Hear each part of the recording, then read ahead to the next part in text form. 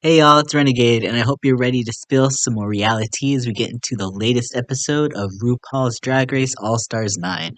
Let's get into things right away and introduce our legendary, beautiful benefactresses who will be geeking with us tonight through all the stars, styles, and spectacles of episode 4, Smokin' Hot Firefighter Makeovers. Sadly, tonight Whiskers will not be joining us, but we have our other regular co-casters joining us tonight as well, so let's welcome back once again QuackrrJack.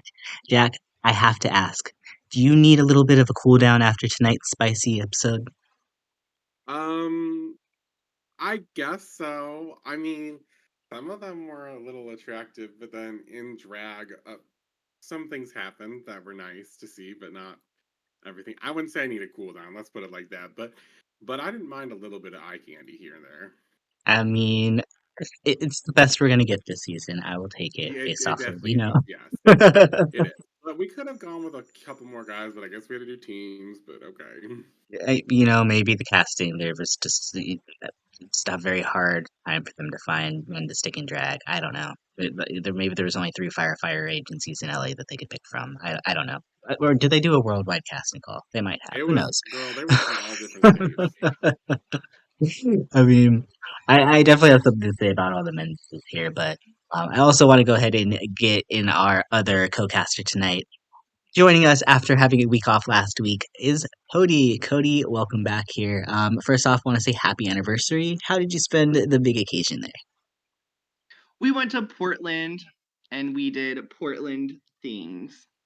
Ooh, Portland things. Ooh. That sounds.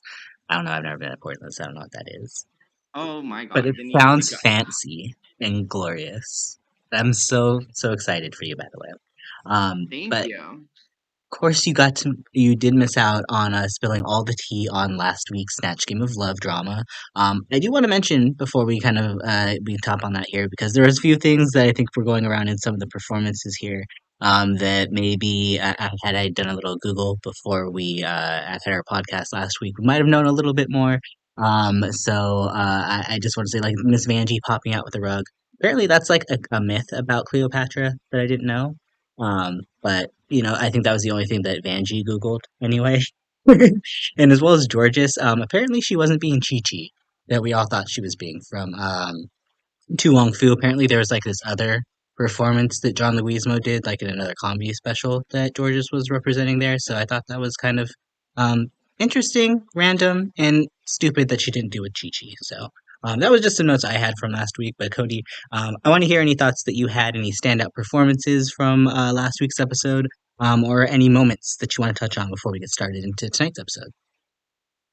Yeah, I think the big thing is that I was actually really disappointed that Angeria did not get, well, I know that she couldn't get a beautiful benefactress badge, but that being said, I still think that she should have won the money for her charity because I do think that she was in the top 2 based on the response that Rue gave in terms of like his laughter and his joy for her performance. Um Other than that, like no comments, no notes on the success of the event. I am happy to hear that Georges was not trying to be Chi-Chi because I was convinced that that was the worst performance I'd ever seen. And I also wasn't sure why she was claiming to be John Leguizamo instead of Chi-Chi because the character, so that was just a big whoosh over my head. Um, was that like a failed edit or was that just something that we all misinterpreted? Like, how did that even come out? I think we all just misinterpreted it. I think we all just assumed it was Chi-Chi because I mean that's the biggest thing that we've known John Leguizamo to do at this time, and I think this comedy special that he did, because I mean he was a comedian. He's done a lot of drag characters in the past, so like this was I guess part of one of his regular routines here. But I didn't really follow a lot of his early work. I really only kind of know him from a few movies here and there, TBH. So, I think it was maybe just an attempt to be meta that the drag queens kind of do sometimes. I think that's probably where that popped up for. Gotcha. Hmm. Gotcha. I don't know, Gotcha. but But other than I do that, have to I ask think though, I was Cody. really happy. Yeah. I do have to ask if you were to put Miss Angeria into the top 2 last week. who would you have left out, Nina or Gottmik? Well, honestly, like Nina was killing the commentary, and I did enjoy Gottmik's character, but I felt like the concept was stronger than the actual performance. And that's coming from a Gottmik stan. I thought, she's great and she definitely didn't flop by any means. It was definitely like a strong performance, but I still thought that Angeria um had and it really did feel like the edit led me to believe that like the actual like in the moment I probably would have reacted differently, but it just seemed like Rue was having a better time with Angeria and Nina, and that Gottmik was still doing well, but in a ridiculous way, as opposed to like a hitting the comedic responses and the witty comebacks and the interaction. But I think Nina was the clear winner, so I think Angeria would have just edged out Gottmik on that one Mm-hmm. for me. I For mean, I could me, see that. I could see that. Jack, do you have any opinion on the matter here? Specifically about those two, or Yeah, um, so Angeria was my fourth placer, so I I feel like what I said last week, Angeria was really good. I felt like doing the character, but what she was much better at and more successful at was doing like the quips when she was interacting with like the other girls or making a joke at their expense kind of thing at one of their answers, which I love. And I thought that was where she was way more successful than her original answers that she gave back. And so like I understood Gottmik's win more, especially after the runway. hmm yeah. I do so wonder if the runway played a portion in on it too, just because Gottmik did have probably one of the top tier, most iconic runways I think that we're gonna see this season. Although Gottmik has been bringing so much fashion to the table here. Um, for sure. do you have any Agreed. rebuttals here, Cody? Though on the matter Yeah, here with Miss Gottmik? yeah, I actually am baffled at who Jack's number 3 was then, because it clearly was not Jorgeous or Plastique. In no way was it Roxy's failed attempt to revive Tasha's salad. It I was think Van Shannel. It, Shan what? actually, Really? Actually, let me just say kidding. this. Chanel was way up on your list, huh, Jack? I know there's like Chanel was a small Chanel was period my of people second that place. really like Chanel. Like, there's a lot I of thought people that are Shannel like, like really did a great job in the snatch game, and I think like overall she did a great job. I think she did the best in her group. And I think that the only reason that maybe you feel the way about Gottmik, I forgot to say this earlier, was that like because she was in the same group as Nina, she got a little overshadowed in that sense because Nina was just like killing it. Like she was home run, home run, home run, grand slam. Like this bitch could not stop hitting the ball back to Rue. And like Mhm. or not plastic, sorry. Gottmik was doing such a great job too, but I just felt like Chanel really did it for that other group for me a lot. So I was like, I don't know. I just really I appreciated her take on um oh my god on Liberace as well. Just it was just completely different from Nina's. there's like a large Sure. section of the internet, I feel like, that are very much so like the Liberace should have been the top two. I do think that there could have been like a reason for them to justify. I think any of the four of them winning personally for me. So as long as one of two of the four won, and probably Nina being the one that I think is the least variable, like I think she has to be there. You could probably switch out the other one for anybody else. I think at that point. Yeah. But I also think Gottmik winning last time her runway, and this one I just think it was a great story to see her kind of get back to back snatch wins, and kind of head into this episode as the front runner.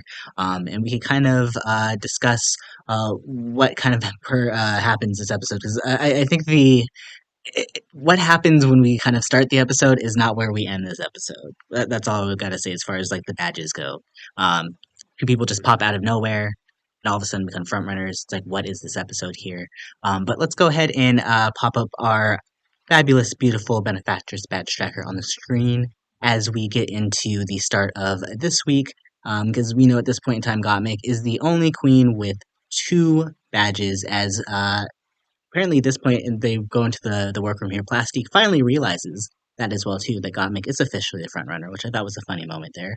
Um, Jorgeous is also blocked this week, which I still think is kind of a random choice, but also at the same time though too, Jorgeous is now vowing revenge on Gottmik, but not too worried about Gottmik there. I'm pretty sure Jorgeous is probably not going to get a chance to cut somebody this season, unless we get another like performance, like strictly performance challenge here. So, I guess if she's going to piss off anybody in the group, Jorgeous is probably one of the better ones to have A that safe target on choice. her. Yeah, very very safe choice there. Um, while Nina's win last week means that three queens now remain badgeless at this point in Roxxxy, Shannel, and Vanjie.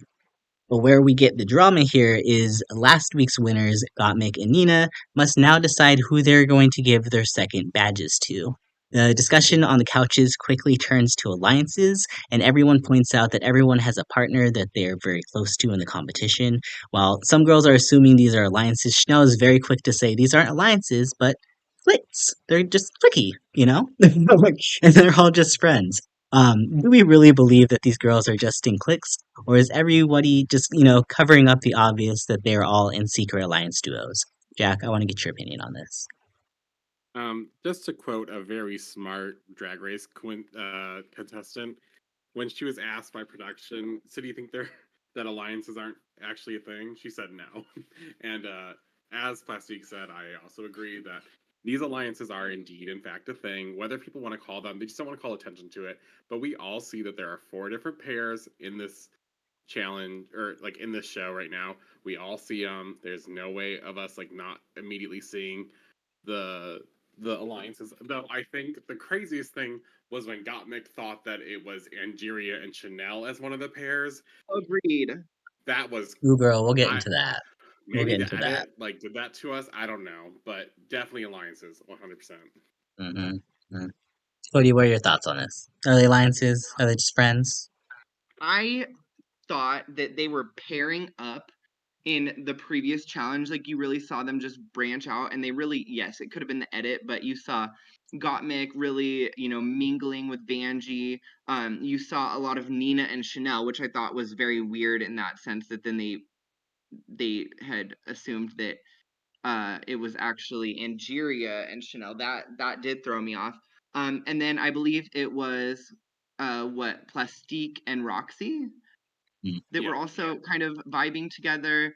And then Jorgeous and Angeria were actually the two that were kind of like mingling.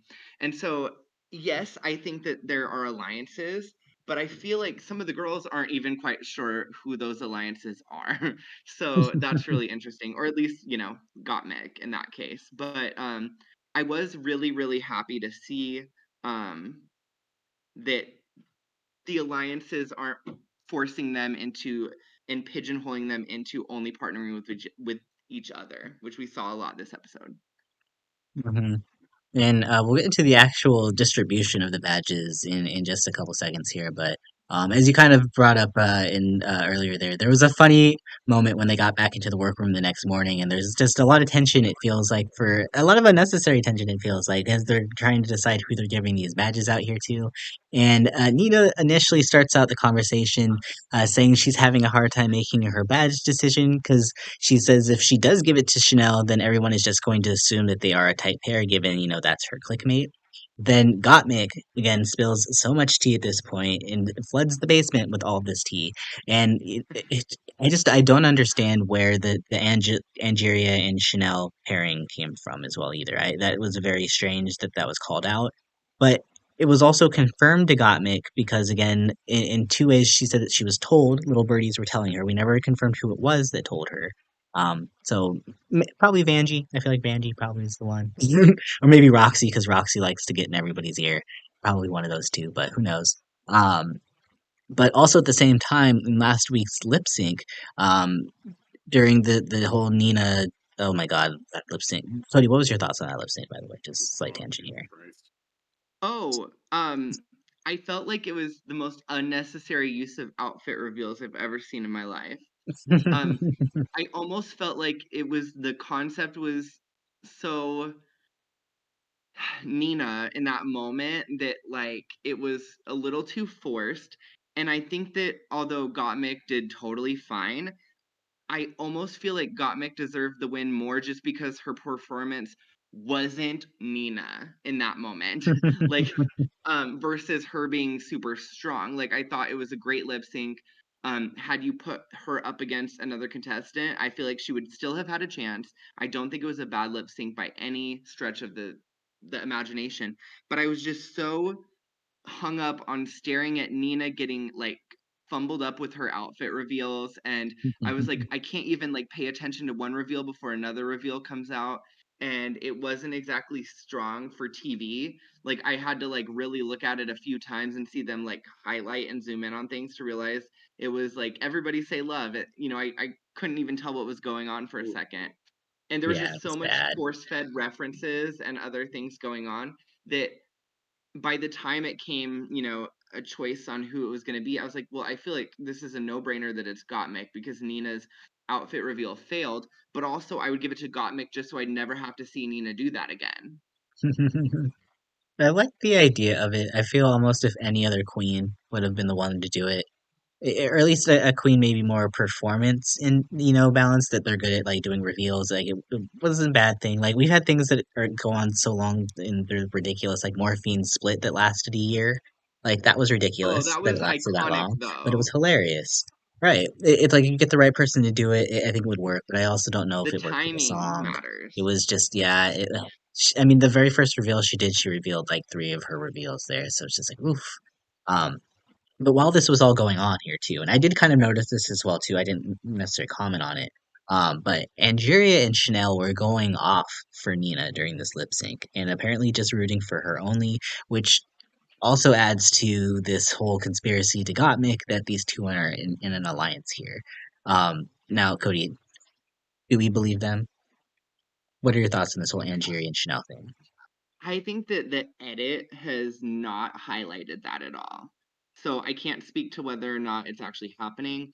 I didn't catch that they were exclusively cheering for Gottmik, and just given what I know and looking back, it almost reminds me of like those moments when like the awkward friend that doesn't dance starts like doing some sort of like dance move, and then everyone cheers them on even though it's kind of like just like the most awkward thing they've ever seen in their lives, because they just want to be like positively encouraging their friend to like, yes, get out there, do that thing, like I'm so proud of you, like you're getting out of your shell, you're really doing it. And it almost felt like this like, hey, let's support Nina because like there's no way she's winning this and she needs like some good vibes out there.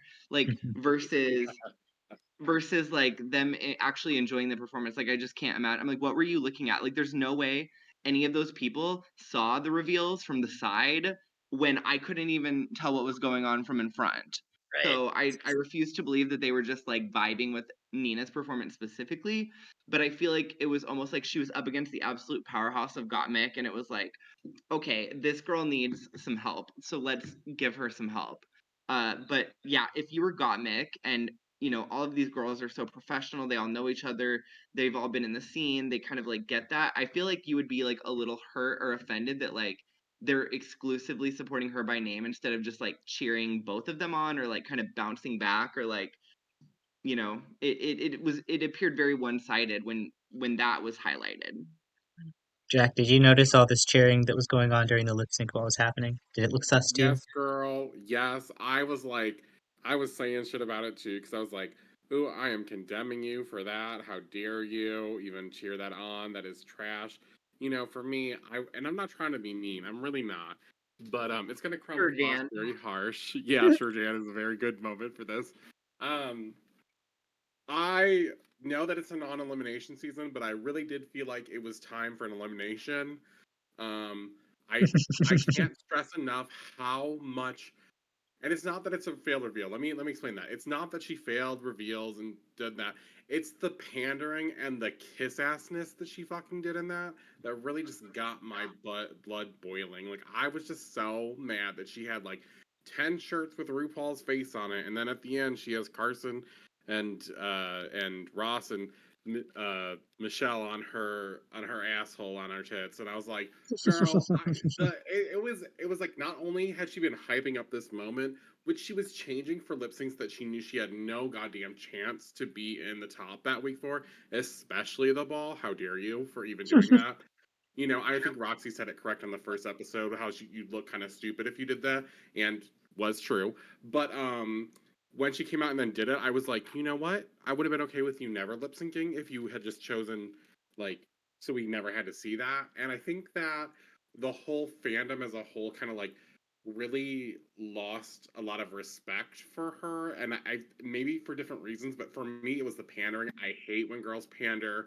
I was like, Nina, do you want to get your nose out of RuPaul's asshole, or should we just continue this as Gottmik wanting? Demonetized.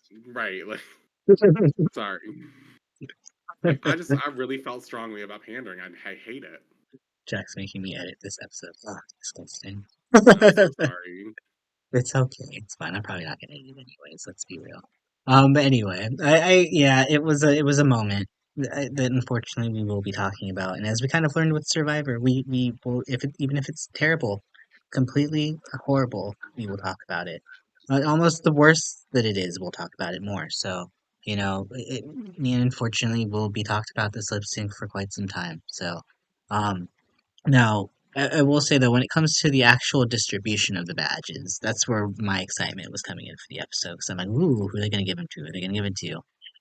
Well, Nina and Gottmik both decided to give their badges to two people who are currently badgeless, with Nina deciding to give hers out strategically to Roxxxy as a reason to repay her for her help during the ball, which I thought was very smart to some degree, and kind of dumb to another degree. Because I'm like, it's Roxxxy. You just gave Roxxxy a star. But I mean, if you're gonna get anybody on your side, get Roxxxy on your side.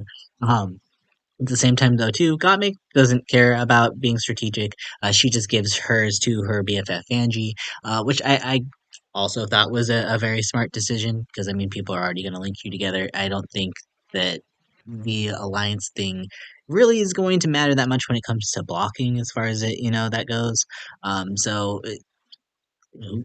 give it to Vanjie. Vanjie has been sucking in challenges up to this point. Her runways haven't been all that great. Nothing against. I thought that was a safe choice. But this also now leaves Shannel as the only one without a badge at this point in this competition, which I don't think is a great sign going into episode 4 and not having a badge. What is everybody's thoughts here on the badge choices and Chanel's chances of winning despite not having a badge at the moment? Jack, go ahead and start us off. So apparently I would just assume that Gottmik doesn't really care about the alliances as much as she said she would, because if you really cared, you wouldn't have, like, given your badge to your bestie that everyone thinks you're in an alliance with already. Unless her goal was to make it seem like Angeria and Shannel were in alliance, so like maybe she was in alliance with, I don't know, Nina or something, and maybe that they thought that she pulled some wool over some eyes with that one or something. I don't know. With Vanjie, I think it was just I think Vanjie getting a badge is great because I do think Vanjie's gonna struggle to get some badges, so I think it was a great choice for her strategically to give her that badge. Like, if you're thinking about it from a how do I get to the top three, if you're thinking of it from our girl's gonna block me, I mean, yeah, you've already made two like enemies, quote unquote, and you are the front runner, so it doesn't really matter. I think it's great to see Nina give Roxxxy a badge, though, because I do think Roxxxy easily has deserved a badge already. I'm not saying that she should win, like, she guarantees, like, first place in any of these challenges. But if we're looking at, like, the most consistent, doing well in, like, every single challenge, I do think Roxxxy is the best in every challenge so far, as, like, an overall. And I know I have, like, my, own feelings about loving Roxxxy Andrews, but she's done well in many of the challenges, and she hasn't bombed anything yet. That's the most important thing. So giving Roxxxy a badge and not giving Shannel the badge so you don't look like you're in alliance is a good thing, especially because Nina kind of came in to the season, and I got the fact that she's really trying to play the game. But I was like, it's not that serious, Nina. Like, you don't gotta do that. So Yeah, it seemed a little unnecessary because now at the same time too, now you're dooming your buddy to being in last place. Well, Cody, what are your thoughts on the battery? I think it's exactly what I had hoped for, and I can explain why. So first of all, if I were Gottmik, I would have definitely given my badge to Vanjie. There's no reason not to. It would appear more alliancey if Vanjie already had a badge and Gottmik decided to like raise her up to give her two badges so that they were tied. That would be like a clear alliance move. But since giving her a badge lines up with both being a good friend and also giving it to someone that didn't have it, so they're less of a threat. really just does feel like the play. Um, I thought it was really interesting. I wonder if it was against the rules for them to give each other badges because um, had Gottmik given hers to Nina and Nina given hers to Gottmik, which I feel like they joked about in the last episode or it was referenced, then they would be even farther ahead. So I'm assuming there's a rule against that, but No, um, I think they could have. I think they brought it up in the edit that they could have done it. yeah, so I feel like strategically, like, that'd be the play because then you just guarantee, I mean, not guarantee, but it'd push you very close towards, especially for Gottmik, the chance to make it into the top, like having 3 badges this early on with a chance to win more. But I'm very thankful that she gave it to her friend Vanjie because I think they are really good friends, and I think Vanjie um needed the love, and I think she's doing great, but she hasn't been strong enough to win a badge on her own. However, Nina was like the real uh happiness for me this episode, I guess, because before it was even brought up, before they even hinted at it, when they were discussing it, I was like, Nina should give it to Roxxxy because Roxxxy saved her. Like she did so much to help. And like, I mean, she was helping everyone, but like she really helped Nina. And I feel like this is one of those things where like if Nina chooses to give it to Shannel, who it was kind of like, implied that they were kind of like an alliance, not an alliance, friends, whatever. Um, when Nina and Chanel weren't really like, I don't know. All I'm saying is I think it's great that Nina gave it to Roxxxy because it felt like it was most deserved for Roxxxy, and I was really proud of her. And when they actually mentioned that was why I felt like I was like I stood behind it. I was really happy for it, and I feel like I've been in situations like this where I've watched the show and people have not done something like this, and I'm like, why did you not do this? Like this is so like I'm gonna remember this forever. Like you're bad, and she didn't do that, so I think that she gets bonus points for that.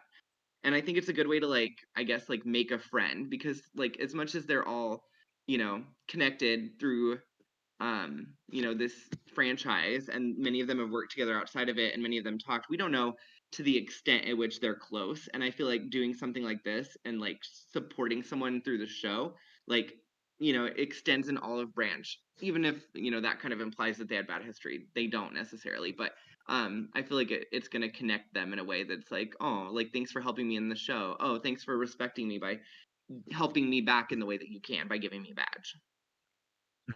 Yeah, I think it was a very smart play for Nina. Which she could have, I mean, could have done worse, but I still feel bad for Chanel. um, Who? but oh, leave Kidding, Chanel alone. kidding, Wow, so Wow. kidding, rude, so kidding, rude. kidding. You Jokes, were not going. jokes. You are really trying not to go to the Christmas party. You really don't want to go. Got it. Understand. Truly. Um, I love Chanel. It was a joke. She just doesn't have a badge yet, so I said who. hmm hmm Well, Mm, hopefully, I maybe love pink. this could be her episode. But spoiler, it's not. But we do learn that prior to learning what the challenge is this week, they are be told by Rue that they now have to partner up. And I thought it was funny because I feel like everybody has the fact that they have like a best buddy in the competition. Everybody freaks out and has to pair up with someone completely different in order to cover it. So for our pairs, we get Gottmik and Nina, Jorgeous and Plastique, Roxxxy and Vanjie, and Angeria and Shannel, which made me laugh too because I'm like, y'all are literally doing what Gottmik said. You were not covering anything here. Do we have any thoughts on the pairs initially before? I mean, we knew what the challenge was, but before they initially marked the challenge here, did you think there was anybody that was going to stand out here, anybody that was going to struggle? Cody, your thoughts? Well, I don't want to jump to the outcome, but Yeah, just your all initial all thoughts. all I want to say is that as people are pairing up, like I worry sometimes. Like, my faves when they pair up with someone else, I'm like, ooh, I really want them to do well because I don't want to hear like the other girl like trash talk, like, oh, we didn't do well because of this girl. And so, I get nervous about these kind of challenges because I'm like, one of my favorites might do really well, and then one of my favorites might bring someone else down, and then I have to like deal with like that person who I'm already maybe less of a fan about, like negatively talking about, um, one of my faves. But in this case, that really wasn't how things rolled out. And also, I feel like it being all stars and not like a main season, they kind of take away some of that drama. They really try to. It really does become the best friend race in a way, because I feel like they want people to be able to, maintain their connections after the show. Whereas like in the main show, they kind of let all the drama go and they let anyone shit on anyone however they choose, and let the drama flow. But in this one, they're a little bit more respectful about that kind of thing. You are still hung up on Amanda, aren't you? Justice for a mandatory meeting. Justice for Amanda. Said only you. Plain Jane for the win. Just kidding. I love them Can we both. just They're can we amazing. just They're take one amazing. Love them both. Can we just take one moment to respect the fact that although Amanda went out immediately, she was like talked about throughout the remainder of the season, and that's never been a thing. I mean, like, all of the first What do you boots last mean? season kind of were all, like, Miss iconic Vanjie's in on the lots of season. ways. Yeah, Miss Vanjie, living like, come on. living rent Um, free, they had the last except anybody by who left J-Head. last season going last was gonna be felt, I think, for the most part, other than maybe like Geneva. But I don't want to be too shady there. You Anyway, want to know? No, we got to get back to this because I got to say yeah, let's something. get back to this season here. Hershey deserves some love. I'm saying. Yeah, justice for Hersey. Agreed. And Agreed. she'll get that when she doesn't show up on the runway looking like a soccer mom. Uh, Wow, that's her okay, why are aesthetic Leaving the you though. Leave why are her PTA you being alone. so meeting. Leave hypocritical her though? When you're alone. like love a mandatory meeting, but then say that about Hershey. Like Miss Hershey Miss deserves late to the love. PTA meeting. Okay, so she did only, she did fabric in a pocket on a pair of jeans. I get that. It was terrible, but other than that, Hershey's amazing. Okay, Oh, moving on. sure. Agreed. And Jack, what were your thoughts on how the queens initially paired up here? Well, the first thing that stuck out was Angeria and Shannel because I was like, why'd y'all do this? You sure they an alliance? Like, I'm like, like, Um, and my second thought was Roxy Andrews is such a kind queen because I am not trying to be mean, but I know a lot of those girls were like skating past Vanjie and like, don't look in my direction, girl. I don't want to be on your team because I know that there's some tea about that being like, she's not going to do that well in this challenge. She doesn't have any badges yet. Whereas, like, I feel like most people like love Vanjie, but probably don't see her on that same kind of like level right now. And It's like like with it's Chanel, like me reacting to Jack playing co-op games. what? Don't be my teammate. Don't be my teammate. Don't be my Oh, teammate. oops, Wow. that's fucked up. I felt like Roxy was so kind. She was like, "Yeah, Vanjie, I'll definitely be your partner." Like, no, no shit, girl. Like, we got this. And I was like, "Good for you." And I was like, when I was looking around at the teammates, I was like, ooh, if I was gonna be with someone, I wanted to be with someone who had like the opposite skill set of me, which is why I was a little concerned for a second for Miss Vanjie and Roxy, because I was like, well, Vanjie is more of a performer, and Roxy does do more like sewing and like beauty stuff, but Vanjie looks great too. So I'm like, they both look great. They both know how to perform, but in different ways. So I was like they don't always cover each other's like biggest like struggles. So I was a little nervous, but I felt like a lot of the girls kind of split up in a way that generally covered a lot of bases with each other. Mm. Although I will say Plastique and Jorgeous, I was kind of confused by because I didn't. I felt like most of their skill set is pretty similar. I kind of feel like Georges it would be kind of similar. Like Roxy Vanjie is similar to like Plastique Georges in a way. Like Right. Georges is the performer, Plastique is the designer or the fashion girly. That's kind of how I feel like between the two. So I think you're right. I think the pairs seem pretty equal for the most part too. So we then learn here that the challenge is four straight or straightish. I still don't know. One of them was very confusing to me. I don't know if he said he One of was them was straight or not, gay. but It was did he? say It was did he was he gay? Are they gay too, or is it's just firefighters? one of the We gay. didn't put a label on them, right? I'm They're just pretty no. I think it's firefighters. just the one is gay. The other three were Okay. not. Okay, so four firefighters walk into the workroom here, and we learn here that each one of them will be paired with one of the duos of queens, and they will have to make him over into a member of their girl group trio, and they will also perform to the new hit Ru's tune single Pussy on Fire. The firefighters will be picking their own teams after they do a round of speed dating with the queens, which I thought was cute. But before we get into the actual competition here, the real tea. First and foremost, which of the firefighters would you have wanted? And I'm not talking about wanting to make over. Jack, resident prude, I want you to go first. Resident prude. Wow. I'm gonna get some hate for this one a little bit, but I had a soft spot for Miss Bradley. I was like, okay, she's tall. She's got a kind of like a lanky build, and I thought she kind of was a dork, especially when they were talking, and I thought that was kind of cool. And so like that's kind of my type is like I like a good dork, so that's kind of how I was feeling. But like there's not a bad choice really. There's just Mhm. better choices. But each of them did feel like there was some sugar in the tank.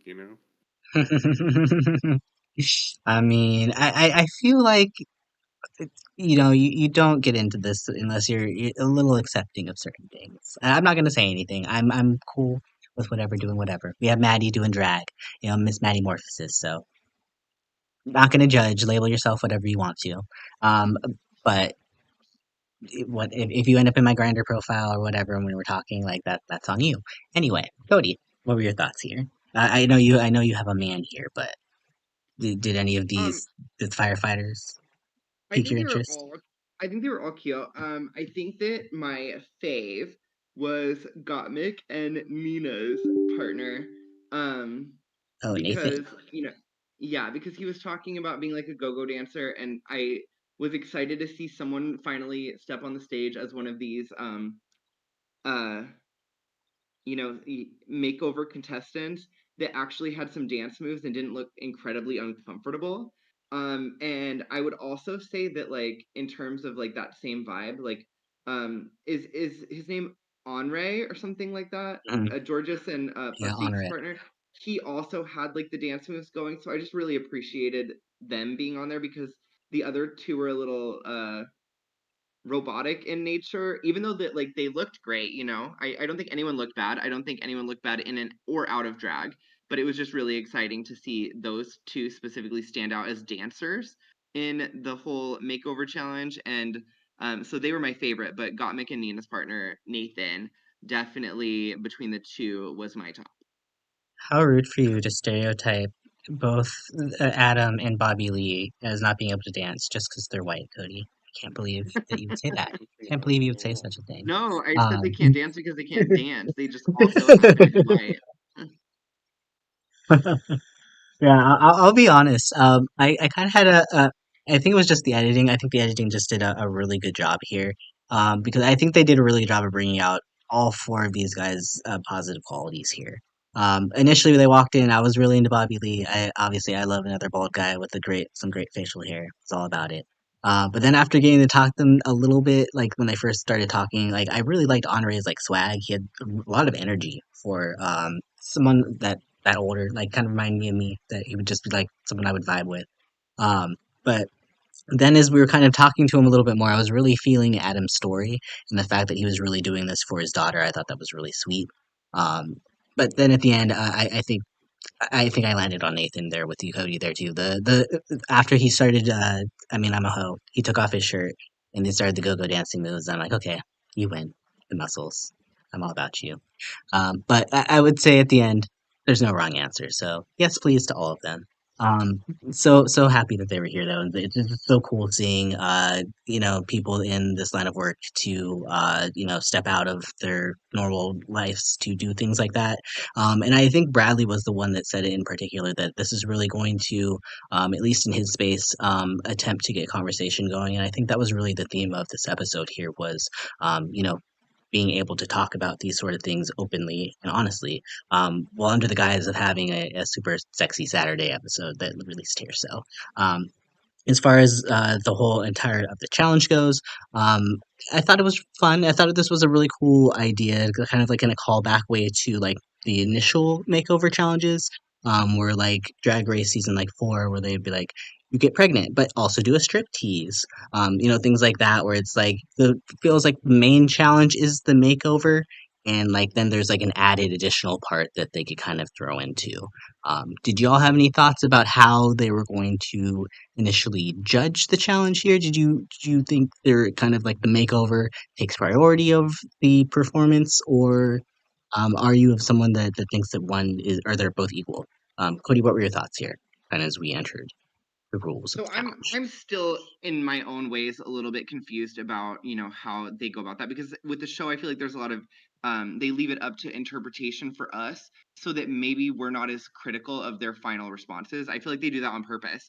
In a way where like we don't know exactly how it's judged, so when they do pick, we can't be like, "Oh my god, this isn't how it's supposed to be," because we really don't know exactly all the criteria and how they weigh it. But with that being said, I feel like the family resemblance um is normally a big concern in these challenges, and in this case, since it's a girl group, they sidestep the family resemblance for more of like a girl group resemblance. I think that still has more interpretation, but you kind of expect them to roughly be wearing either the same color palette or the same pattern or the same style of outfit. They have to have some sort of connection, similar hair, similar shoes in some cases, maybe being the stronger items, but um yeah, in general, they want to have that connection. I think that's important. I think that, how they perform needs to, just in girl group fashion, have similar dance moves. They have to have a coordinated dance.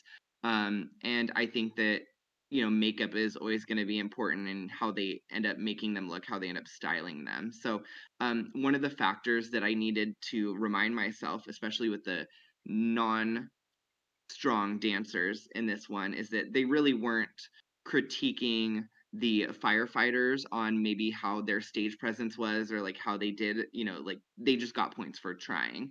Whereas I think the others, obviously it factored in, you know, let like a little bit more harshly, of how they performed. But with things like how the firefighter looked, that is something that's graded a little bit harder because the girls can control that. Whereas like they maybe can't control like exactly how well they'll perform.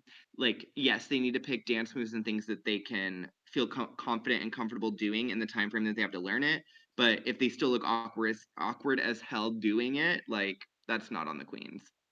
hmm I definitely would agree with you there too. I think there's only so much in the control that they have here, and I think that's why for me this was not a performance challenge. This was like we didn't even really get to see them even like write lyrics or record the vocals. Like it was very much so like I think this was a makeover challenge. Um, Jack, do you feel strongly one way or another here? Um, yeah, it was a makeover challenge. I believe 100% it's a makeover challenge. They just had to add on this like little twist, so it wasn't just we made her look good, she'll walk down the runway, that's it. Because like we only have 4 people that we're making over, right? We're gonna get a little bit of their backstory during the episode, but we want to give something else that will really help them like really memorialize, I guess, their experience here. It's not just gonna be something that they do and they get in drag and they walk down the runway. I think they realized through some of the other episodes they've done that is like you can have a bigger impact if you give them something to do while in drag to like really give them like a sense of performing. And I'm not a huge fan generally of a lot of the performances that happen like this, but I think it's a great experience you can create for the people there. That being said, I was very nervous when I heard that they were going to be doing lyrics and choreo because based on the first challenge and the lack of good lyrics, I was very nervous because I was like, how is this going to work? Are we judging girls based on performance? But I think at the end of the day, the performance was just an added bonus. It was not anything to do with the real like judgment of the challenge. And I know a lot of people are very not happy with that. Yeah, I mean, let's be real, the public's gonna get mad one way or another either way. So, I do think the problem is, like kind of Cody said earlier, that they do kind of leave things up to interpretation a lot. So that is both something that production does obviously in their favor if they want to, but they always do that with makeover challenges though. Yes. It's always questionable as far as what they're actually looking for. So, par for the course, I guess. But I do ultimately think, I think at least this episode, I agree with the results, but we can kind of get to that in just a moment here, because obviously we have the pairs after they do their speed dating here. They pick in alphabetical order, so Adam ends up picking Roxxxy and Vanjie. Honore picks Jorgeous and Plastique. Bradley picks Angeria and Shannel, and Nathan picks Gottmik and Nina. So, And stop it. did anybody have any standout moments as the whole, they got ready for the challenge or the go get to know you session with the firefighters? And what was everybody's kind of thoughts as everything progressed here in the episode? Jack, I want you to start here. So I really enjoyed getting to know some of the backstories of the guys, and I think it was mentioned by Bradley where he said that like some of the guys that he works with probably will think it's funny, and some of them won't want to really associate with me. But he was like, I really don't give a fuck about that, and I was like, good for you, sis. Like, don't care about like what the haters have to say about you going on and doing, you know, a drag show as like a straight male. Like, who cares? Like, it's just for fun. And I love that. And then also, I think it was uh who was the first? I think it was Roxy and Vanjie's guy. I think because he was the father, and he Yeah, said Adam. that his daughter, grandma, so his mother, didn't want to attend like his daughter's wedding because she was getting married to another woman, and he said, because she has her own convictions. And I was like, oh, so she's a homophobe. And I had a real strong like feeling about that. Like, for me, I'm a very like one and done when it comes to that. Like, I feel like if I am not like good enough to come to my wedding because I'm like gay, like I'm cutting you off. You're not a real family member. Like, period. It's like cut point blank. Like, I don't want anything to do with you. You don't deserve anything to do with me. And like, I've never been in this scenario, but personally, like, I would cut off my family member. Like, I did it with a lot of my other family members, but they weren't like my immediate family. But I don't associate with people who like have an issue with sexuality because it's not like a choice at the end of the day. Mm. Yeah, But I love I'm glad that you brought up that part about Adam and his daughter. That really stuck out to me in the story here too, and I think that's partially probably why he was picked for doing this challenge. And I thought it was really cool, and that's partially why I didn't judge him when he was dancing like a robot on the runway in heels. Because let's be real, he probably never worn heels before. I'm a gay man. it. I have never worn heels, so like I can't imagine having to try to dance in them. So, I get it. I get it. Cody, did anything stand out to you as the episode progressed here before we got to the official performances? Yes. How is it that Jorgeous and Plastique, while gluing down their eyebrows, have managed to convince their firefighter to shave his permanently off just for a one single challenge in drag when they don't even do it to their eyebrows in their career with drag? That was hilarious. Forgot about that. That was hilarious. Like if I were in his shoes and they were like, "Can we shave your eyebrows?" I'd be like, "Can I shave yours first?" Like this is not a solo adventure. Like you got to convince me it's worth it. And right now, with you and your eyebrows on your body, like I don't see that. Like if it was like the difference of like trimming your eyebrows or like shaving them thinner or something like that, really like, can I do your eyebrows? Can I wax them? Can I like like trim them up? Like that's one thing, but like to just completely shave them off when the others don't do that themselves seemed wild. And I just wanted to like double back on something as well, just because I wanted to jump in, but I didn't want to interrupt. Because I'm such a legendary legend like that. But You're so I think kind. that there's so much that's also on this episode that gets edited out because they're asking them to do so many things. They're asking them to do the lyrics, to do the dancing, to do the makeovers, and they also want to get to know the firefighter. So as much as we're talking about like, what matters or what's critiqued on, there's probably just so much that got edited out for the same reason, just not enough time. Yeah, but I also kind of feel like if it mattered in the end of the day, like it would make the edit. You know. Sure. But they That's probably just generally cut my it out. thoughts. Is that They're they like, we could have done we without don't the need this. obviously we cut it out because there was no drama there, Yeah, so um exactly. it whatever it is kind of stems from here. I do kind of again I still I love these makeover challenges to some degree, at least the get to know you part. So I thought that was a lot of fun for Oh, that and portion of the episode. So oh, go for it. which firefighter put on the breastplate, and it reminded me of um oh my gosh, why can't I think of her name right now? Saphira. It was like way too small. And it was like, oh, that reminds me of last season with Saphira. Maybe Oh it was yeah. Saphira's old breastplate that was left behind. I think so. But then they upgraded to a much more fitting pair, and then everything was great after that. Well, you That's all know, I got. I think it's time to get to the runway, y'all. And Yeah. but before we get to the actual judging of performances here, I wanted to touch on our guest judges like we kind of do most every week. And I'll be honest, I have no idea who the brothers Osborne were. But what I did thought that was kind of cool throughout the episode here. Um, I mean, obviously, I'm being a thirsty bitch since the start of the episode here, and the guy that walked in, the one brother that walked in that wasn't the one with the beard, I was like, ooh, cute.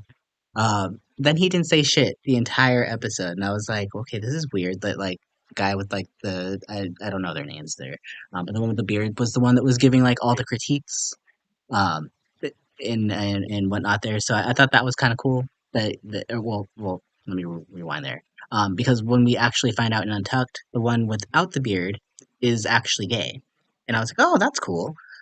So it like I feel like the way that they edited the episode because the guy got to have his story in Untucked, and the other brother got to give all of the critiques on the main stage.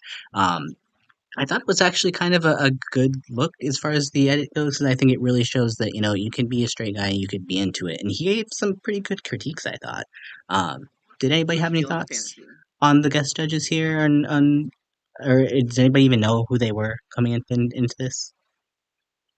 I Um, am not a country girl, so I had no clue. I did not know who they were, but I noticed the same thing, and I even turned to Hayden and said, "Oh my gosh, I love that the straight one is into this and is doing all the talking and critiquing and vibing and giving feedback, and the other one's just, kind of like the like emotional support brother." Mhm. Yeah, that's what I thought at first too. I was like, oh, he's giving like straight brother that just showed up to just be there because his brother was into it. But then I'm like, oh, he's the gay one. It's like, oh, I was like, so that's cool. Like, like they're both into it. It's just the way that they kind of edited it and portrayed it. But I wasn't mad at it.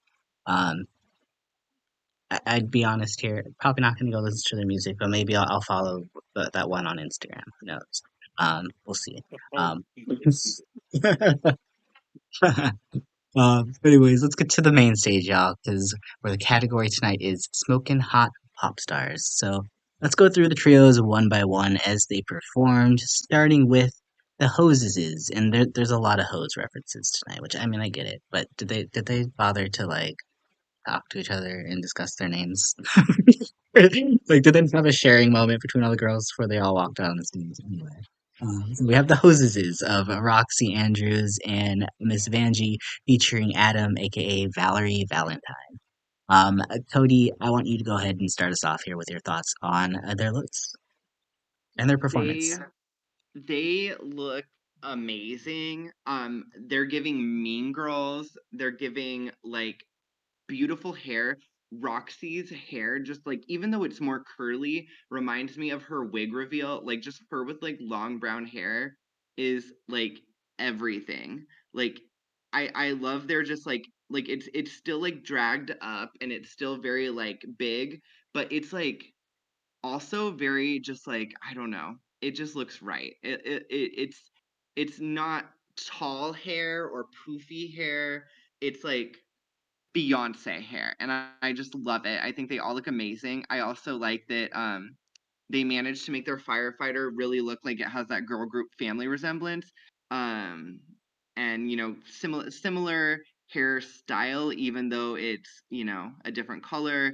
different, one's more straight, one's more curly, but they all have like a little bit of something similar. And then the pink and kind of like tan cream colors that like tie together look amazing on all of them. And I like that it feels like even though, Roxxxy and Vanjie have like darker complexions, they kind of like made their firefighter look really tan. And so it just I don't know. I'm obsessed with them. I feel like they look incredible. I feel like from a stylistic standpoint, they blew this challenge out of the water. Definitely my number one. Hmm.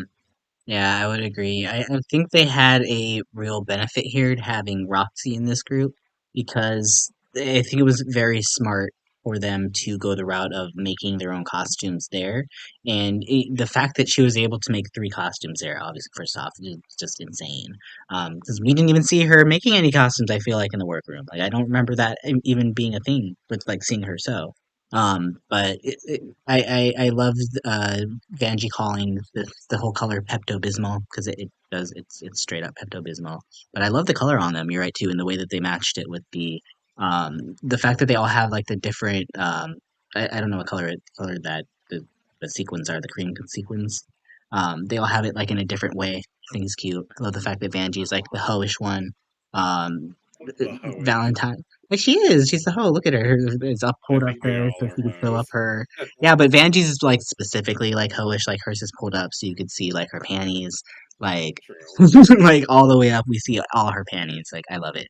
I thought they did a really good job of making it individual, but also cohesive at the same time. So, um, easily, I think for me, the best look of the night. And as far as like the performance goes, which again, I didn't necessarily put as much value into the performance. I did like the fact that they let um their queen Valerie stand in the middle and make her basically just be Beyonce, let her have her moment and just kind of be her backup dancers through the whole thing. I thought that was really really cool. I mean, they all kind of did that, but it just felt like they kind of just accentuated her in a different way. So I definitely really really liked what they came out here with. Jack, what were your thoughts here? This group really gave me like it really did give me like Destiny's Child. Like I thought it was a girl group. I was like, "Oh, okay, like they're all wearing a very similar outfit, slightly different styles, same fabrics. Everything was pretty much the same, even down to the shoe, by the way. If you go in, the shoes are the exact same. They are that like they have a strap on it at the bottom and it's just a small little high heel with like the strap over the toes and on the ankle and I was like it matched the color of the outfits, like it was sparkly just like everything else. I was like 10s, 10s, 10s across the board because I believed this transformation. you know Valerie in the middle is like she's given that energy of like Vanjie in the face, like, oh, you can't handle me with that like hand on the hip. Like she's really feeling herself. Like maybe she doesn't fully like get the dance moves down in the performance or the lyrics, but like she was really giving it her all, you could tell.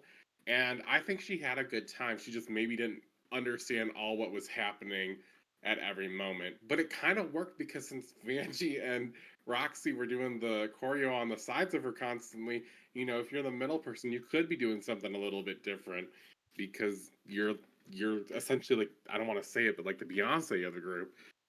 So not that, you know, this was a full on girl group going on tour yet, but I loved it. I thought they were really smart in a lot of the dance moves they did. I thought it was smart how they kept layering each other during the performance, like, who had the lyrics and like one goes up, one in the middle, one goes That was so good. tall. Right, like I thought it was just like really simple things. This man's a bit older than the other ones too, I think, just by a couple years or so. He's a father Leave who Daddy alone. I think it was a really well done job. And I think one of the smartest things about this was, as mentioned before, like you can more so see the panties on Vanjie and Roxy, but if you notice like the cream colored or tan colored like sparkly sequins, like it's like a wrap kind of thing at the bottom of his outfit, so like even if the tuck isn't perfect or anything and maybe it's a little meaty, you can't really see it on him. So like maybe he didn't have to get as uncomfortable as maybe some other people did when they were tucking. I don't know, but it was a smart placement of the fabric for sure. Mm-hmm. Yeah, I'm just I felt like this was going to be a very hard look to top, especially with them coming out first. Oh, I was like, oh definitely. gosh. I'm like, okay, what is was like it's usually what happens. I feel like in the runways, they never give you the best look first. They always, they'll give you like maybe the second best or the third look, best look. So I'm like, okay, I'm wondering what's coming up next. But I was like, I don't know if anybody else topped me as far as this particular look goes. So I do think the next group gives it a very good chance here though. And we have the Meow Meow mix with Jorgeous Plastique featuring Andre, aka Angelique. Um, they go for a Powerpuff themed reference look here. And Jack, I want to know what your thoughts were on this group. I thought overall this group did a really good job. They were very successful. If the first group is like Destiny's Child, this group is very TLC, where like they are all together, but they all each generally have their own style, or they're all in a different color of a similar style. Like we see that a lot with certain girl groups, and it was that kind of a girl group here. I really enjoyed um what they did here, and I liked how they put so much emphasis on the performance. And Angelique, she was serving us everything. This girl was ready to come back for season 18, and she was ready to like fight for the crown. Like I wouldn't be surprised if I saw her back. Like this gives me very Nebraska Thunderfuck. Is that the correct name? Was it Nebraska? Yeah, Nebraska. uh yeah, like this girl's going to do drag after this. Like trust me, she's like, oh damn, I look good, I'm about to go get that coin. Like she's going to the gigs after this, and she's gonna be performing. I think this is a very successful makeover, but I think for me, the reason why I can't give this look the win on the makeover is specifically because like there's a few things here or there that I definitely want to change. The first thing is I see the combination of Plastique using more fur and stuff, and then George's not having any but having the straps, and then that kind of comes together on Angelique's. But Angelique's has feathers and straps, and like it gives that a whole appeal. They're doing the Powerpuff thing. Plastique looks great, other than kind of the diapery tuck thing, but I can look completely past that because I think she looks stunning in this group. But the idea of everyone else having their names on their outfit near like their chest area, it feels like was kind of like a we're trying to match Plastiques, but let's be real, Plastiques was like customly made to go over her like her like breast area kind of thing. The other girls just had cutouts or like sequined on their names, which doesn't look bad at all, but it wasn't as cohesive because like Plastique looks like the standout in the group, right? Like, and though they made it about Angelique and she was killing it, I just want to add, I felt like, it was. If we are going to talk about how the first group maybe had some simpler outfits, this outfit is also extremely simple. Like, it is a pair of shorts and, a crop top essentially. And it's not bad, it looks good, but it's, it she looks good. It looks great, but then we get to Georges, and I was like, "Are you part of the group?" Other than the color, I wasn't really sure. I don't really like her straps going on everywhere. I wasn't a huge fan of this outfit on Georges. I didn't think it really like took me to the next level. I was totally fine with her hair, but then the shoes, I was like, okay, I can kind of see the first two shoes going together, but then Georges has had these like platform heels on, and I was like, but Plastique had high heels, and the other girl had, I think Angelique had the black ones that had the strap over the front with the toes out, and I was like, well, maybe we're just going for matching the outfit and like it'll be similar style. But then it just was these are boot like thigh highs versus the two girls who have the fur up the leg. So I was really confused on that part. I was like, it's just not as matchy, I guess, as it should be for the makeover in a way, or I don't know. The makeover has weird challenge like on their on their judging. Yeah, like I love the theme. Like I love the idea of doing a Powerpuff Girls music group. But it's very much so giving, let's go ahead and just use whatever we brought versus actually like create something here to work with. And I just feel like if Roxy in their group could make something like I feel like Plastic just wanted to show off that top, which I mean, it looks good, but it's like it's yeah, it just like she could have easily just gone for like some sort of other like bluish color top and just put the name on it versus making herself like you said the focal point at that point, just kind of just writing everybody else's name on I think when it comes to these types of challenges, I think you're always going to benefit more when you're able to make a look versus just let's fit whatever we have together to make it work. And I think that's where a lot of the other groups go wrong here in this challenge. And I will say of the other three though, this they have my favorite concept and easily my favorite performance of the night though, of the three. But still, Definitely. Group One is I think still killing it though. Cody, what's your thoughts? Funny that you ask. So I think this group and their outfits tell a story, and I'm not buying the story. So really, when I look at Plastique's outfit, I think it's amazing. I feel like when they decided, okay, what are we gonna wear for this girl group challenge? Plastique came out with this fully realized outfit. George's probably came out with the same fully realized outfit, minus maybe the name on her, outfit. But she probably also had that, and then they thought, okay, how are we gonna merge this outfit into our firefighters like look? And if you look at it, the feathers connecting to the you know, the fur is kind of like a something similar, and then the straps connect to George's, but really there's not much connection at all between George's and Plastique. I understand the whole Powerpuff Girls reference, but it almost feels like they forced that when they realized Plastique wanted to wear a blue outfit and George's wanted to wear a pink outfit. They're like, well, if you do green, we could be the Powerpuff Girls. But like, there's really no girl group connection there, and it almost feels like if the Powerpuff Girls didn't have that color combination, then they would have flopped even harder. Like I just don't buy it. I just don't I don't really get that. Like I don't think, knowing that I've, actually been a fan of the Powerpuff Girls when I was younger, I'm like, that's not giving that at all, because the references are just not there. Bubbles was blonde, but she had pigtails. Buttercup had short hair, and Blossom, I don't recall having two giant ponytails. So, like, it's just not the Powerpuff Girls. It's just the color combination, and the outfits really don't tie together for me, other than the name thing, which feels kind of like something that's just really easy to like throw on. And after seeing Vanjie and Roxxxy, having outfits created for their group, this one just feels like so much lower of a standard and kind of a flop for me. Mhm. Yep, yep, I Uh, agree completely.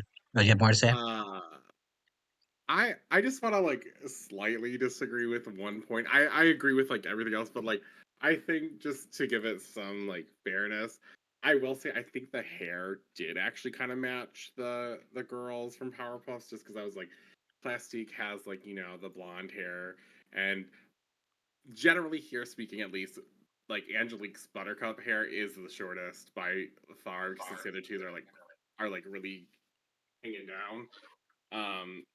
I mean, I know that the pigtails wasn't a real thing, but she did have like a ponytail at least, so it's kind of like, It's like it, not anywhere near the right color, and it's literally just like, oh, we both happen to wear this outfit. What's the common denominator? I feel like they just came up with that as like a how do we tie this together? We got to force it somehow. Oh, this works, because there's really no connection to the Powerpuff Girls I otherwise. I think I agree with you about like the blue and the pink, and then they were like, oh, let's do green. Though the green is stunning and lovely on her, we have to give that credit to. Um, It I does look I agree good. with you.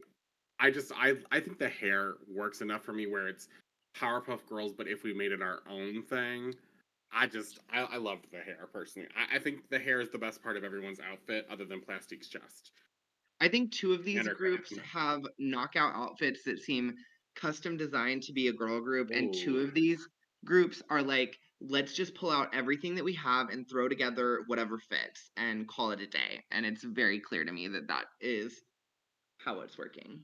I am interested to see in what group you think was the other one, but Yeah, me too. we'll We'll save that mystery though for when we get to it though, because I'm very excited to hear that too. Okay, well, I guess we'll figure out which one of these looks Cody thinks is the custom made one as we get into the Pussycat Hose, who are Angeria and Shannel, featuring Bradley, aka Natasha Bradley. And I do think just overall this was the weakest look of the night here. None of these looks match at all whatsoever. The lyrics, they were cute, but I'll be honest, I didn't really pay attention much to them. I thought the dance moves were kind of the only thing that brought this group together was the fact they all had the same shoes. Let's just kind of be real there.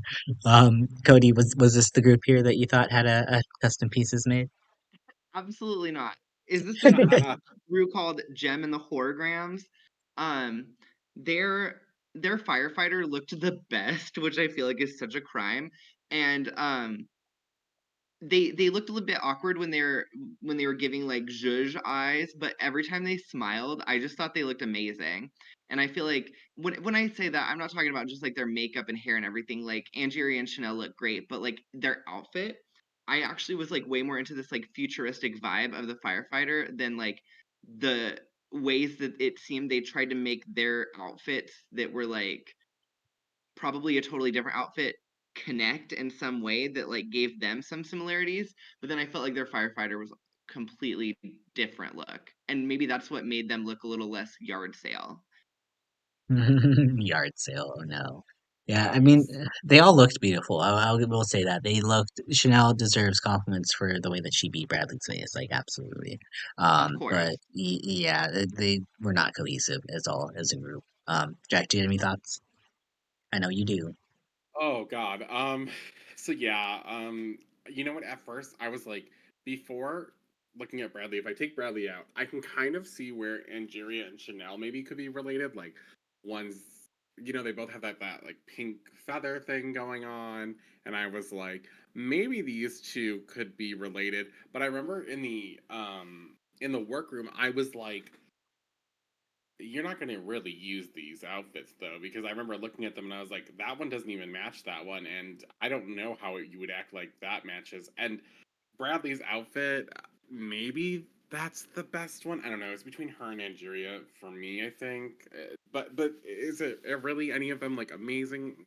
No, not great. Like, they're not really giving me anything fun. You know what? If this is a girl group, it's kind of like the Vegas girl group from Sister Act, where Whoopi Goldberg is like the only person up there in a way.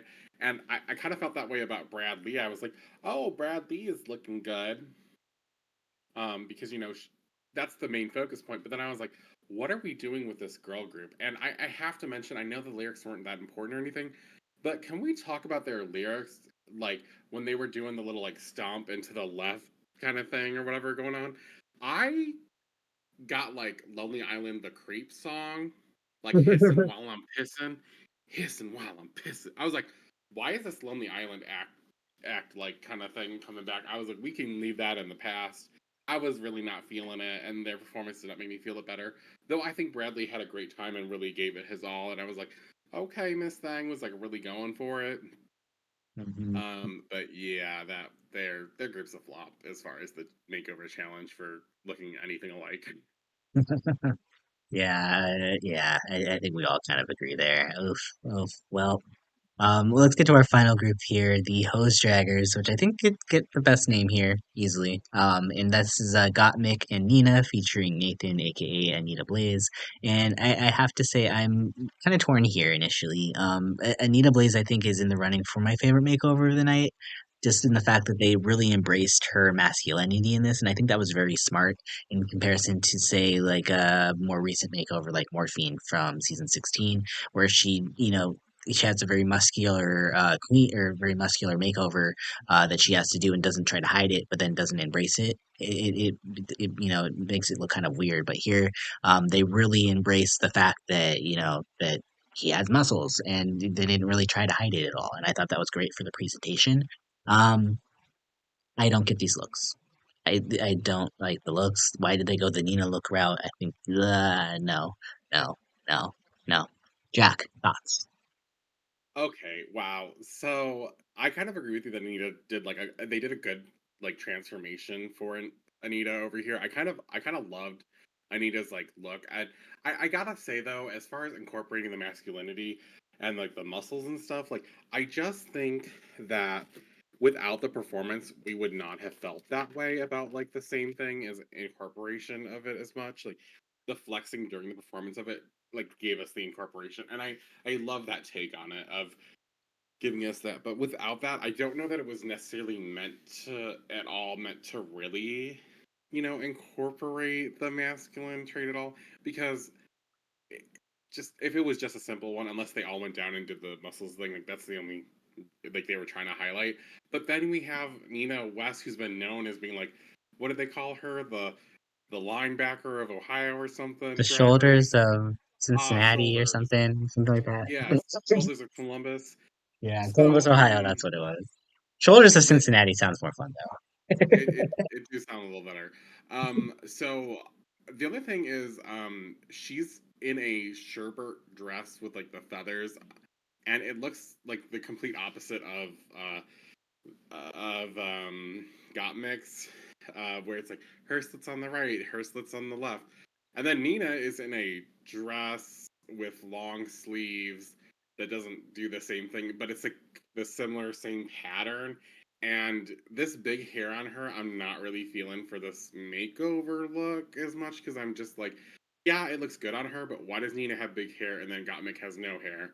And Anita has big hair. But then why does Nina have like a full on dress with long sleeves, but Gottmik doesn't have sleeves and neither does Anita? And I could try to find some like balancing between there. Like they tried to add both the different styles, but it's a big flop because the Nina fashion is so bad. I even had down here, are Nina and Gottmik gonna get eliminated? though. Because the outfits were so bad. I was like, they work together. You can see that they're cohesive, but that does not make the outfits good. If Nina wore that down the runway, we would all excuse it because that's Nina's fashion. And this is actually possibly one of the best things Nina has worn on the runway. No disrespect, but truthfully, it is. And then Gottmik, I just know Gottmik about to be feeling bad. She's trying so hard to serve this look, and girl, she lucky she's skinny. She lucky she's skinny. You know, Um, yeah, those are my thoughts on that. well, you bring up a good point. I think it's something that I think the girls, I think in other than Roxy and Vanjie, I think the other girls, the way they interpreted this challenge, the fact that they decided to let's take a little of me and a little of you and put it on them, then they completely forgot about the fact that they're supposed to be a group and they're supposed to tie together, like the fact that like Jorgeous and Plastique don't match. Gottmik and Nina in this clearly don't really have any, as much cohesion as they do with the third girl. I feel like that was kind of a flop on their end, where they should have just kind of all been part of the same group. I mean, you're all part of the same group. It's not I'm in one group, you're in another, and we're having a child. And I think that's kind of the way that they looked at this challenge here, where I think they kind of flopped. Cody, you have any thoughts here? Because apparently you love these outfits because they were custom made I for never girl said that I groups. love them, and I would love to go in grave detail over this one. Please do. So I think that it's very clear to me of the four outfits that this one tried the second hardest. I didn't say the outcome was good, girl, but they tried the second hardest to have some sort That's of girl fair. group connection. But I want to know the backstory because I can't believe that Nina and Gottmik both brought these outfits. I feel like this is a very Nina look, which means I feel like Gottmik had to make a custom outfit to match. And I feel like there's no way that, although Anita Blaze could maybe be wearing something that was revised from Nina's, that it wouldn't make sense that Nina brought that if she already brought this purple number. Like, I just don't see her wearing two things so similar in the same, season of something without getting critiqued harshly for it. And so that makes me believe that similar to Roxxxy making outfits, I feel like they also made at least two of these outfits to match the third. Girl, they were So shown pulling them out of suitcases. Nina pulled them all out of suitcases and said that they could wear them. They so did. okay, well then what bothers me here is that I think they did better with that in the sense that, they match more, so they're giving, connectivity in that way. But I think they just needed to edit harder. Like I think Gottmik is doing the most with these out of these three looks in terms of like it just looks a little bit better on her, but also I don't want to body shame, and I think it maybe just appears a little less flattering seeing similar looks on the other two because of their body types. So I feel like if you were to have maybe all three wear a more close hairstyle, because Gottmik's obviously doesn't match the other two, which is an edit, or finding a way to um making Anita's a little bit more flattering so it feels a little less moo-moo-y in certain ways just because of her body type, then I think that like they could have connected it as well. And I think Nina also, it doesn't necessarily look the most flattering, but she's padded so she has like the right shape. But like maybe if she didn't have like this like additional like zhuzh around the neck, if she removed that and maybe had like a V of some sort, or like I don't know, did something a little bit different, I think that these could have been edited into a very cohesive look if had they had more time or done more with it. But for some reason, when I look at that, I feel like it looks more cohesive than the Plastique Jorgeous group and the Angeria Shannel group. I'm not saying that I like the looks. I'm just saying that it feels like there was more effort to make them into a girl group, and so I respect that it looks like a girl group, but I don't necessarily like the looks. And Anita's hair bothers me the most because I think she looks great, but I feel like she needs a wig like Roxxxy's or something. I feel like they needed to all Seconded. have different hair since Gottmik and Nina clearly have no connection there. Then they could have given Anita like a different third type of hair instead of making it look like there are two more, I don't know what era that is, hair, and then Gottmik's just going like Feminine Rage the musical. Yeah, like they already matched Nina on the outfits. Like they could have done Gottmik hair or something to give. Like I don't see, and I think that's the thing is I don't see Gottmik really in Anita. Other than Um, her own hair. yeah, I don't get that, but I do get what you mean as far Not as even that the goes. shoes. Um, like there's just yeah, there's a lot of things that we could critique here, a lot of things we could say, and I like I said, I think the fact that Roxy and Vanjie walked out here first and they did such a great job, like nobody, I don't think anybody else was going to be able to compare to them tonight. And spoiler alert, they don't because Roxy and Vanjie begin the episode, or they fulfill what they wanted to do at the start of this episode as they were given a badge. Vanjie was fulfilled, she was ready, and she's like, I'm going to use this to spark me into getting a badge. And well, you know what? She does. And her and Roxy earn a second badge this episode, and now all of a sudden are front runners into this competition as we get into the lip sync. So we get our lip sync tonight, which I was actually very excited to see another Janet Jackson song. I feel like the Janet Jackson songs lately on Drag Race have been bringing it. And tonight we get Black Cat, and I really like this lip sync. I think they both went for kind of similar styles, with a little bit with like the choreography a little bit. But Vanjie is always just a fun electric performer. She was moving around the stage, whereas Roxy literally just planted her ass in one spot and just gave it her all. And I lived for both their takes on it here. So I wasn't really that surprised here when Rue decided that they were both going to be the winners, and they both get $5,000 for their charity, which I thought was, I mean, they won the challenge as a team. Makes sense here that they should, share the lip sync money as a duo here. Did anybody have any thoughts on the lip sync here? Well, I felt like it was kind of scripted in a way for whoever was in the top to definitely get like a double win because of like it being a group challenge.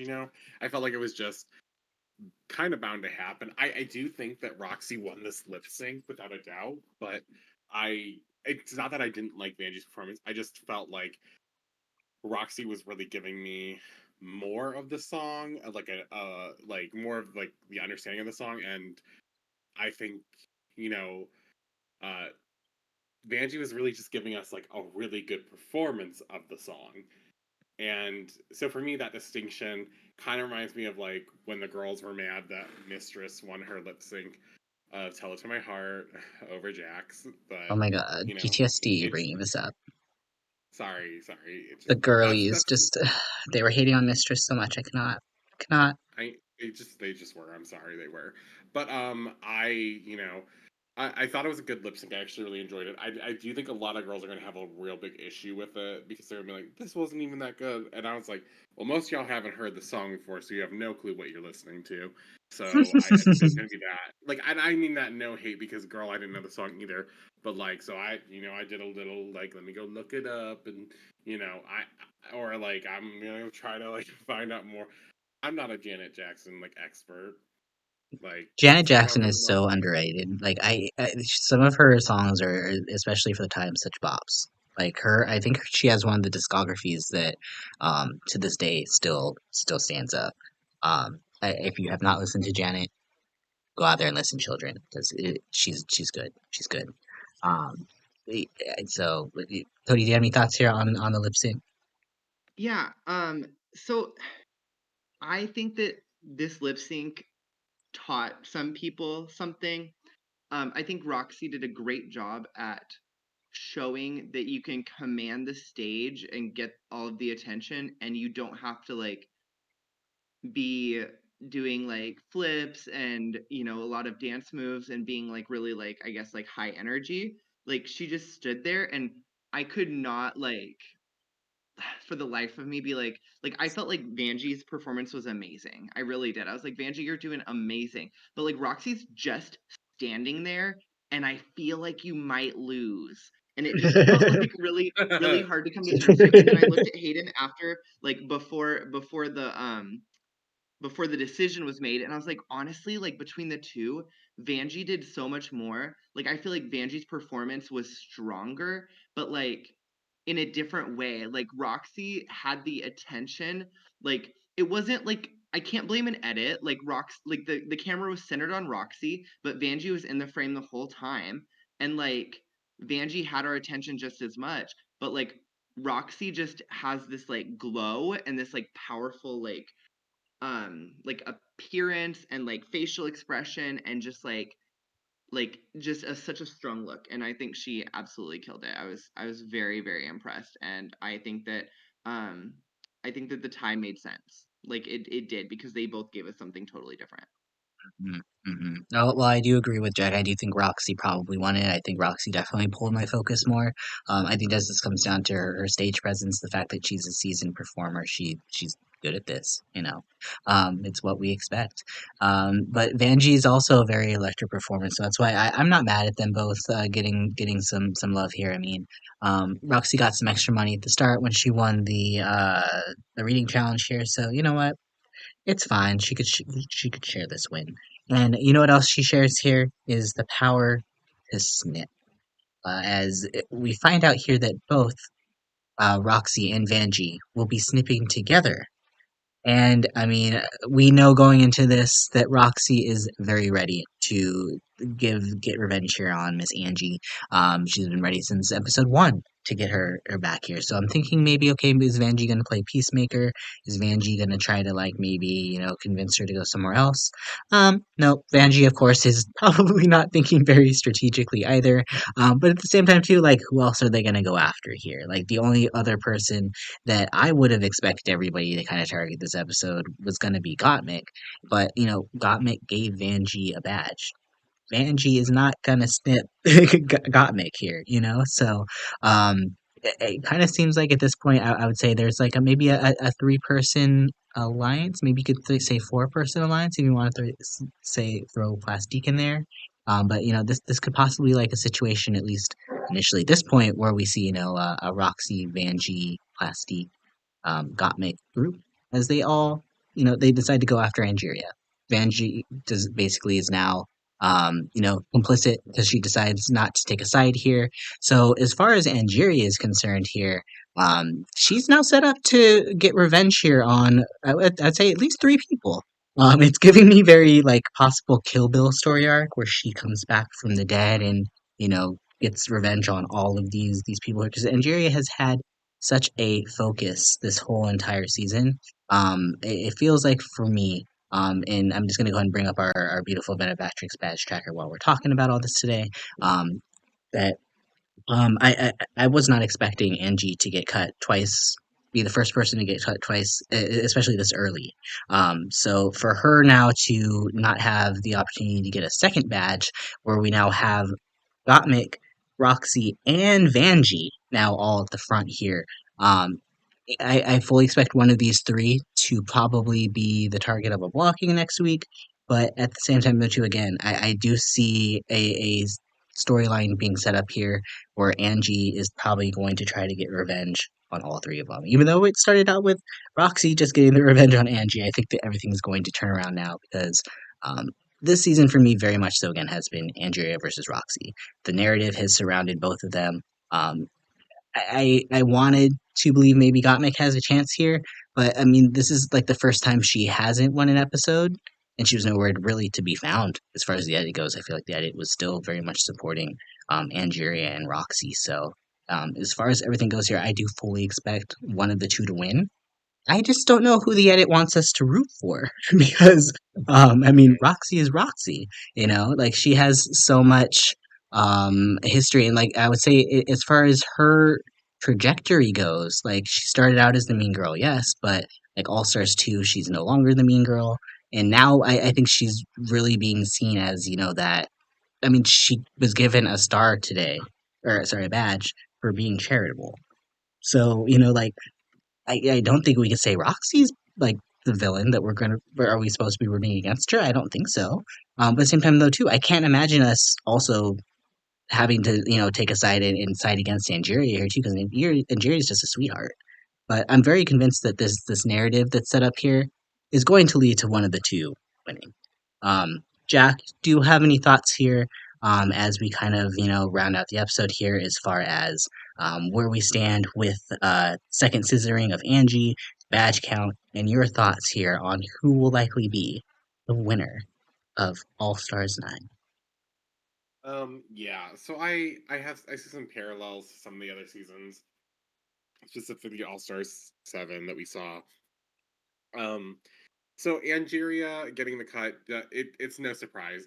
She cut Roxy first. Roxy wants her revenge, obviously, because if someone cuts you, you get a free pass, then cut them back. And what are they gonna do? Say, "Oh my god, I can't believe you cut me. That's so rude." Well, girl, you cut me first. Like, what the fuck? No. So when you go down the line, like Roxy and Vanjie both can't get cut because they're in the top and they're deciding who to cut together. Okay, there are 6 girls left. Nina and Gottmik are both on a team together, and not only did they not do great, but on top of that, like they both just gave away badges to both these people. So on top of Vanjie being like besties with Gottmik, Nina also gave Roxy a badge. So neither of them are getting the scissors. Like, how you gonna turn around and like bite the hand that fed you kind of thing, right? So then we look at the next group, Jorgeous and Plastique, because they did the second best. Well, this was the challenge that like both of them probably had a good chance of winning. So if I'm thinking strategically, Plastique is Roxy's girl, so that's probably not going to happen. Jorgeous seems to really get along well with people in the competition, including Miss Vanjie. And also, this was Jorgeous's challenge, like kind of to win. So I would assume the next one isn't gonna be Plastique or Jorgeous's like challenge to win. So I mean, I wouldn't cut them. And then And we got Jorgeous was blocked last week.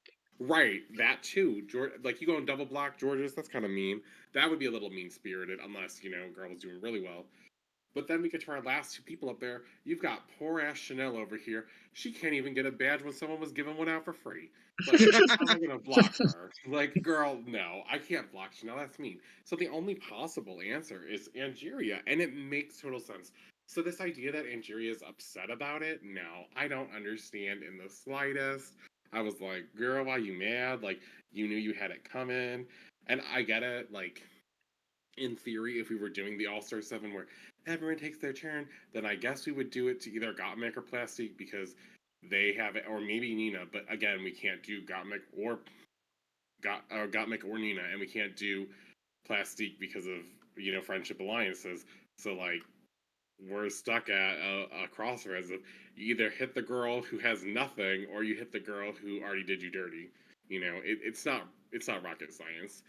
And as far as like going on into the season. I do see that like whole Roxxxy Angeria thing going on, but I think we've seen our top three. Like I think our top three is going to be Angeria, Roxxxy, and Gottmik because I think Gottmik is just doing pretty well overall. I think even though I really want Plastique to be in the top three, and I think she should have two badges by now. I mean, it's just not going to happen probably, unfortunately, because she'll always be like the fan favorite of girls here, where we're like all living for her on TikTok, right? Like everyone is out there being like, yes, Miss Plastic is like killing the motherfucking game, like we are loving everything about her. But then like I just don't see that translating as well. And with the next challenges coming up, we know probably aren't going to be a design challenge or a makeover challenge, since we just had both of those. you know like we're probably getting into an acting challenge. So going ahead, like we have three girls with two badges each, but Miss Vanjie, let's be real. I mean, I'm not saying Miss Vanjie didn't do anything in this makeover challenge, but I do think Roxxxy was steering the ship in this makeover challenge, because it's really the outfits and the mug together, which I think Roxxxy had a little bit more pull on both. And I think they worked great together. I think Vanjie definitely deserves her star. But as far as her like possibly getting the next one, maybe she'll get next week, because she's a great character. She's like all over the place. She's really herself. She's quick, uh, not quick witted per se, but she's quick to like make something entertaining, because that's just who she is. She's bubbling personality, so much charisma. That charisma and talent is her like greatest two assets, I think, here. And so she could possibly win that, but I kind of see her getting more of an Evie kind of like thing going on here, where I don't just see her in the top three at the end, no matter what happens, especially based on the runway package we've been getting from her. But like, she's showing us that she actually isn't just a layup girl, like, or a filler, like some girls maybe think she is, and that's great. But I still think we're gonna see it's going to be that Gottmik, Angeria, Roxxxy in the end of it all. And I'm pulling for Roxxxy. I love Roxxxy. She's my girl. She's been my girl from day one, season 5. Like, Miss Thick and Juicy, bring it home. It's about time we have a thick and juicy girl up in the crown in the Hall of Fame. Hmm. I'm wondering if they're trying to lead us up to this whole maybe that the season ends with two winners, maybe a dual winner, or second time in history. I feel like the charity season would possibly be the one to do it in. And Yeah. that could be kind of why I feel like we do get such a well-rounded view of both Angeria and Roxy's kind of perspective here. And at the same time as well too, I wanna root for Gottmik. I really do. She's been amazing this season. I'm so sad when I feel like the edit just leaves her out in certain situations. So a little worried for Gottmik here moving forward, especially because I feel like she's still again going to be a very obvious target for blocking moving forward. But I definitely kind of I wouldn't mind getting if Roxy won. I think she's definitely the one that I'm still I think I have the biggest tie to emotionally, just based off of the history, how long she's been in the competition, just and how long I've seen her on my screen, whatnot for. So I think I'm with you there. Still Team Roxy, but um, I would be very happy with Angeria winning, very happy with Gottmik winning. And as far as bringing up Vanjie, I do think she actually might have more of a shot than maybe we think. I know I know I've shit on Vanjie quite a bit. I shit on Jorgeous quite a bit too. But it's all meant with love. I see potential there, and I think that they can push themselves. And I think if Vanjie can actually harness some of her just God given talents of just being naturally charismatic and funny, she could do well. We've just been yet to see that come forward here. Um, but I think maybe next week could possibly be that week that we see that moving forward here.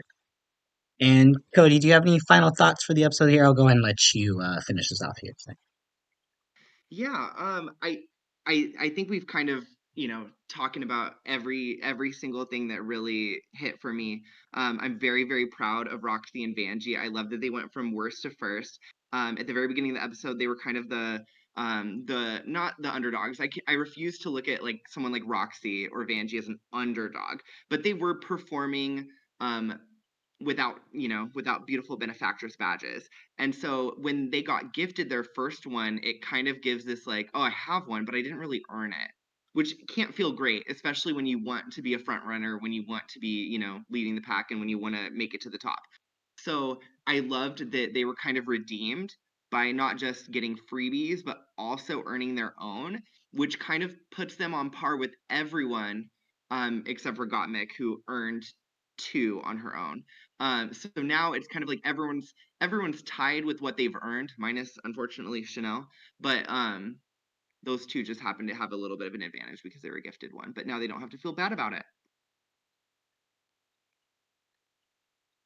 I think that Angeria being scissored, it makes sense, for Roxxxy to get the revenge, and there was a little bit of spice hinting towards the next episode. I'm kind of curious how that's gonna go out, but Gottmik scissored her the first time, which made sense because she was in the lead. She had the most badges. It's kind of like a safe person to target, and there's really no like repercussions. Roxxxy did it because it's personal. I gotta get you because you got me, and now we can move on from that. But it also is a really good strategic move because now if Angeria ever has power, there's a 50-50 shot. Like, are you gonna, scissor Roxxxy a second time because she did it?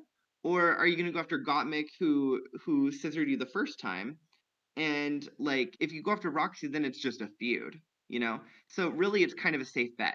But if Roxxxy were to have, scissored anyone else, they might get revenge on her. I feel like Angeria is the only one that isn't going to come for Roxxxy for revenge because it was never revenge when Roxxxy did, or it was revenge when Roxxxy did it. You know what I mean? It's like if someone gets you, you get them back. Now you're even. You don't go after them again. Like that's just drama. But yeah, I'm really interested to see how it all plays out in the next episode. But I was really, really really happy with how this episode went just throughout the whole thing. My winner pick Yeah, who's your winner pick? Who do you think is going to take the whole season? for to The whole take season. the Who's your whole winner pick season. for the whole season? My God, I keep having to remind myself each episode when like my opinions shift and my favorites shift a little bit that like I still, even though Plastique didn't do incredible this week, like she's still one of my top faves. I obviously also really, really love Gottmik. I think that my interest in Angeria making it to the top has wavered a little bit. And so I feel like my top winner based on performance right now is Gottmik.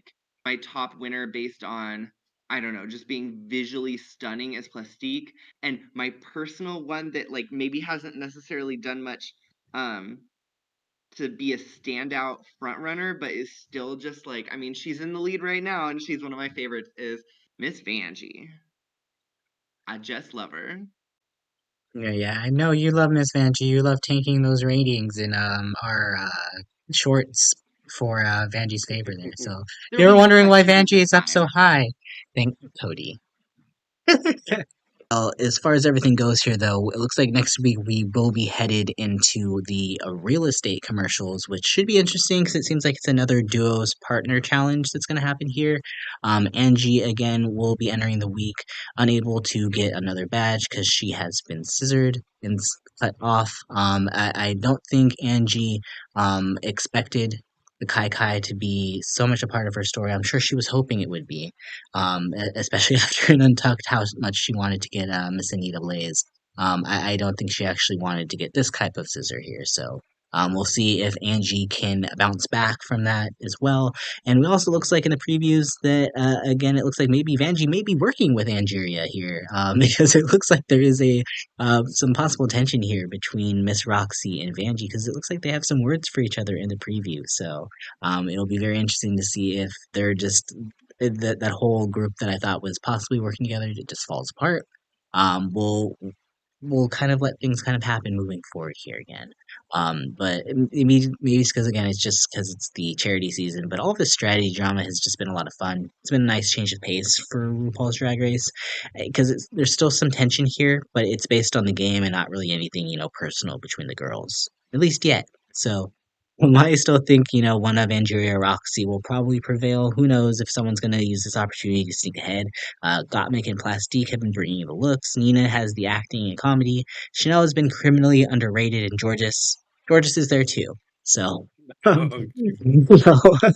so we'll see what happens here as we get into the meat and potatoes of this season, because really this mid portion will probably be what determines who gets to our end game, and we are set up with quite a few people now that have potential to go far, and still a lot of time for everything to change. So. And hopefully everybody out there, if you made it this far, you enjoyed the podcast here. Again, much love to all of y'all. If you enjoyed it, make sure you like and subscribe for more content as we continue this All Stars 9 journey together. And on behalf of my co-casters, Cody and Jack, I want to thank y'all again for listening. My name is Renegayde, and until next time, y'all, you benefactresses all stay beautiful. Bye! bye.